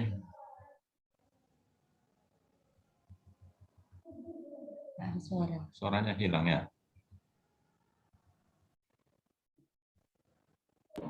Selamat malam, Opung. Ya, selamat malam. Saya mau tanya Ibu Lady. Iya, Bu. Tadi tentang kebutaan orang Yahudi itu, padahal mereka itu juga tadi seperti orang-orang di sini yang tahu Taurat, buku-buku Nabi. Saya ingin tahu orang Majus sekarang ini siapa itu? Yang kita tahu adalah orang Majus itu adalah orang yang dari timur. Malah mereka lebih tahu tentang penggenapan nubuatan Yesus datang ke dunia ini. Terima kasih, Bu Lady. Oh iya, jadi orang Majus ya? Iya. Orang Majus itu adalah non-Yahudi, Pak. Sebelum kita, untuk mengetahui siapa orang Majus, kita harus tahu dulu siapa orang Yahudi yang sekarang ini. Ya kan, Pak? Ya, jadi orang Yahudi sekarang ini adalah mereka yang memiliki hukum Tuhan. Ya, satu kelompok kepada siapa Tuhan menurunkan hukum untuk dipelajari dan dilakukan. Jadi orang Yahudi adalah satu bangsa yang untuk melakukan hukum. Dan orang Majus adalah orang yang tidak mempunyai hukum. Orang Majus adalah orang yang tidak mempunyai hukum Tuhan, Pak. Ya. Nah, ini kita bisa bedakan sekarang. Orang Yahudi berarti kita lah sekarang ini Advent. Satu-satunya yang punya terang tentang hukum Tuhan ya, Pak ya. Berarti orang Majus adalah di luar orang Advent.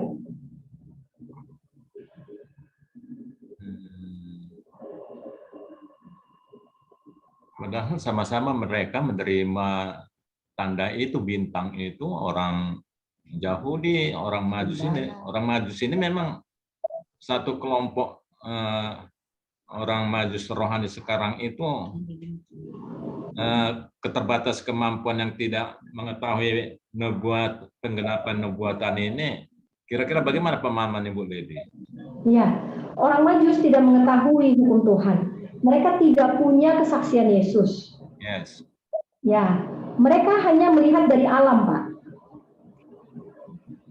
Itu yang saya katakan tadi.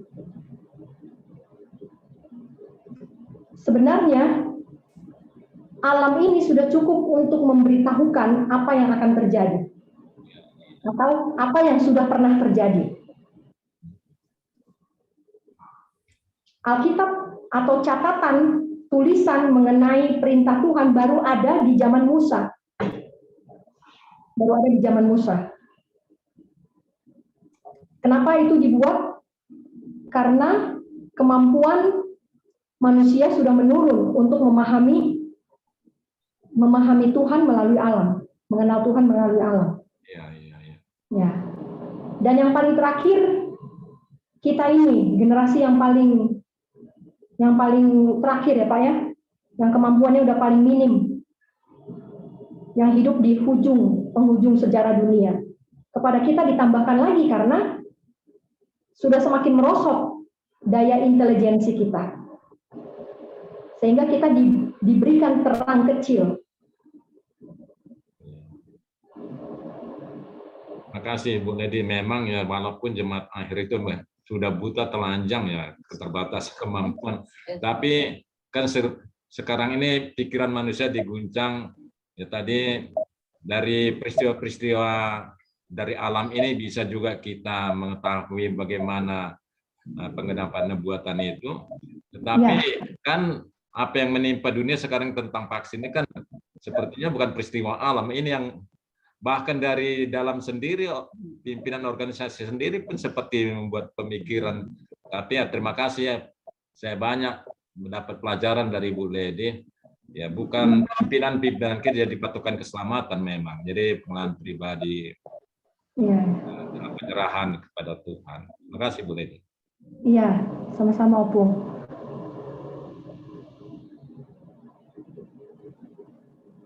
Terima kasih. Mungkin ada lagi dari saudara-saudara kami yang mau bertanya. Ada Saudara Grace, dipersilakan.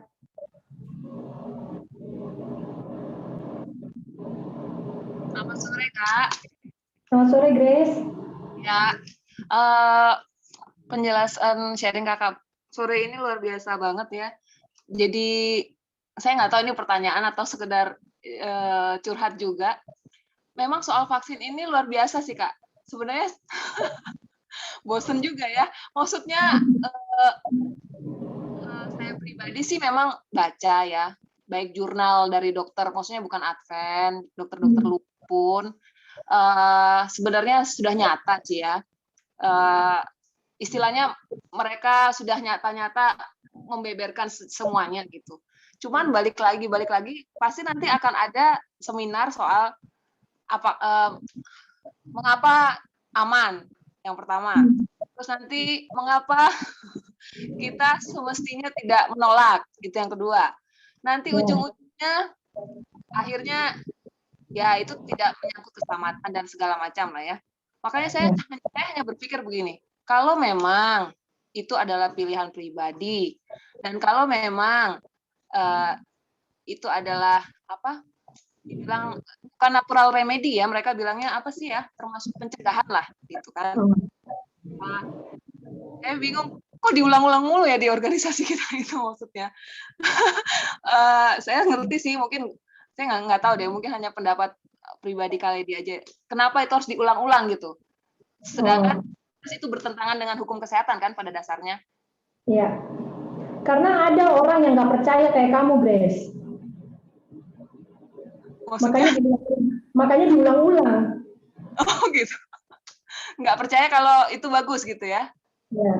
Kalau kita satu suara, nggak perlu diulang-ulang. Sama seperti panggilan country living. Kenapa mesti ulang-ulang Nyonya White selama 100 tahun? Berulang-ulang. Kenapa? Karena itu belum dituruti. Panggilan itu belum diterima waktu itu. Jadi ya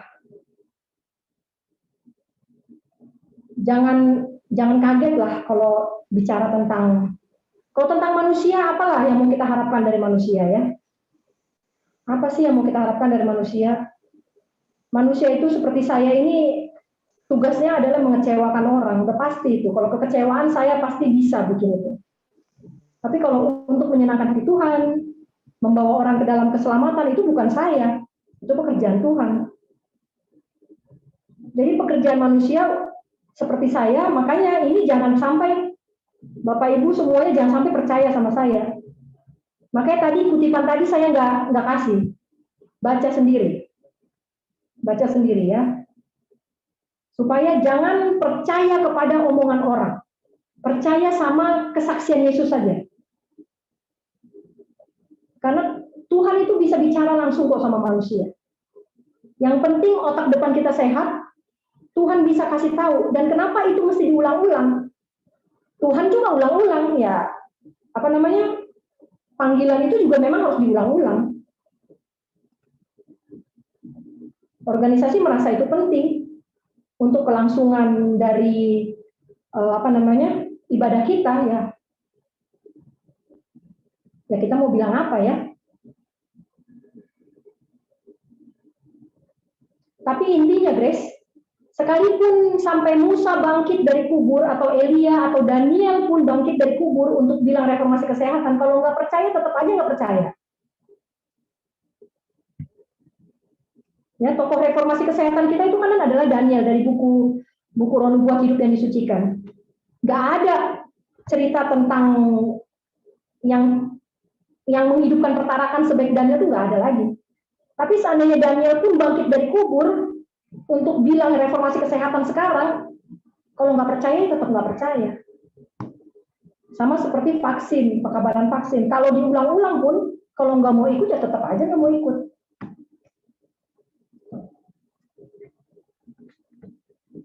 Ya Grace ya?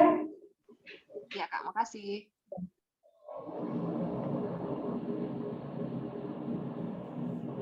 Ada lagi, saudara-saudara semuanya?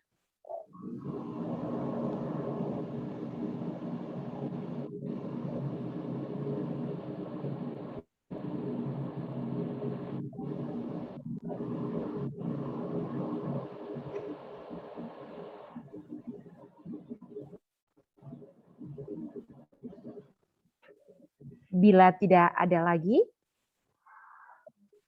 lagi, kita serahkan kepada Sis Lady untuk memberikan closing statement untuk seminar kita pada sore hari ini. Dipersilakan. Ya, terima kasih ya. Saya lega bisa membagikan ini.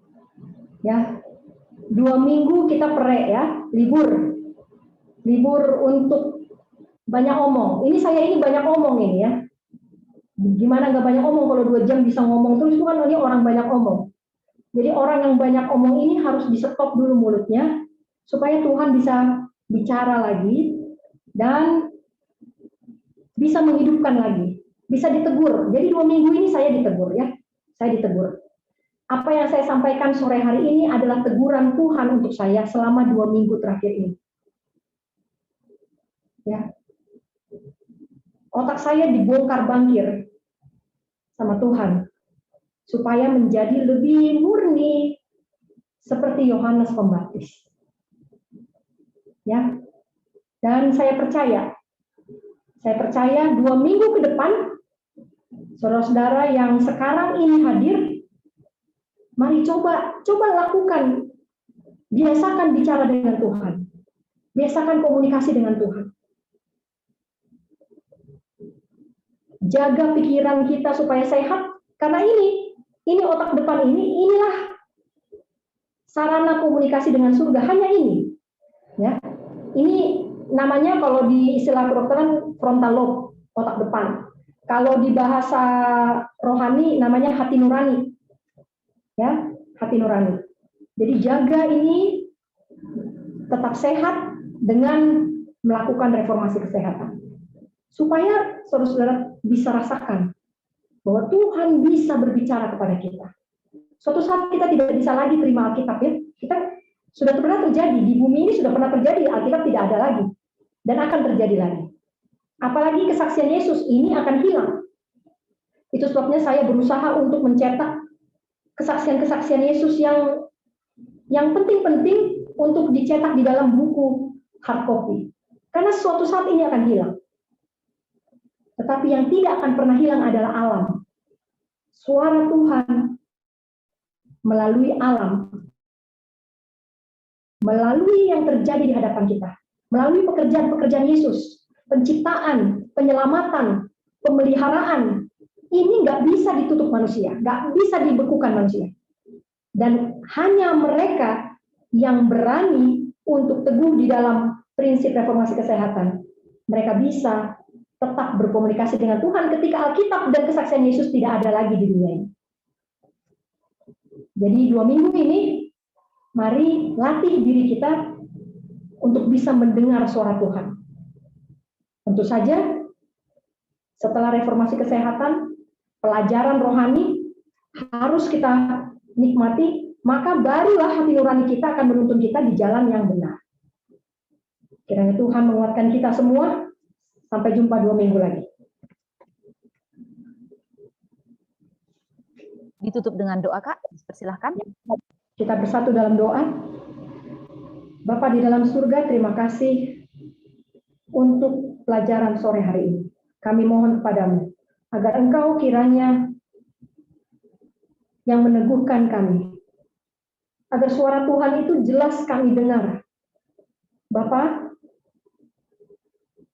kami bisa mengalami hubungan yang sangat intim dengan Tuhan ketika kami berada hidup di dalam penurutan terhadap kehendak Tuhan.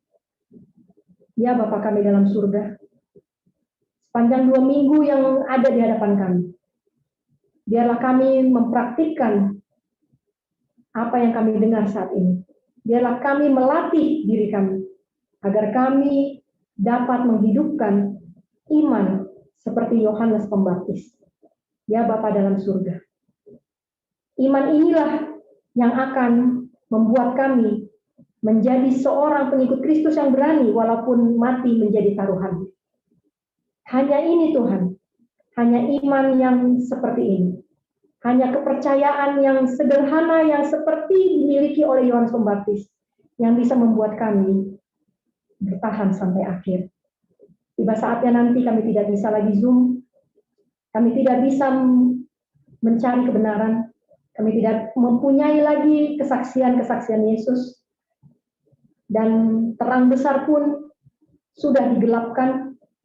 Dan saat itu Tuhan, ketika kami sudah benar-benar dimeteraikan, ketika Yesus sudah selesaikan pekerjaan di bilik yang maha suci, dan tidak ada lagi pengantaraan bagi kami, maka disitulah ujian terbesar, pergumulan terhebat, pergumulan Yakub, yang akan menimpa kami, umat-umat Tuhan. Dan hanya iman Yohanes Pembaptislah yang dapat memampukan kami melewati itu semua. Terima kasih untuk kebesaran firman Tuhan yang kami dengarkan sore hari ini. Di dalam nama Yesus kami berdoa dan mengucap syukur. Amin. Amin. Puji Amin. Tuhan untuk pekabaran pada sore hari ini. Kiranya kita dapat menjadi pelaku-pelaku firman. Dan Tuhan memberkati kita. Sampai jumpa 2 minggu lagi bersama dengan Sis Lady dan kita semuanya. Akhir kata, shalom dan selamat sore. Selamat sore.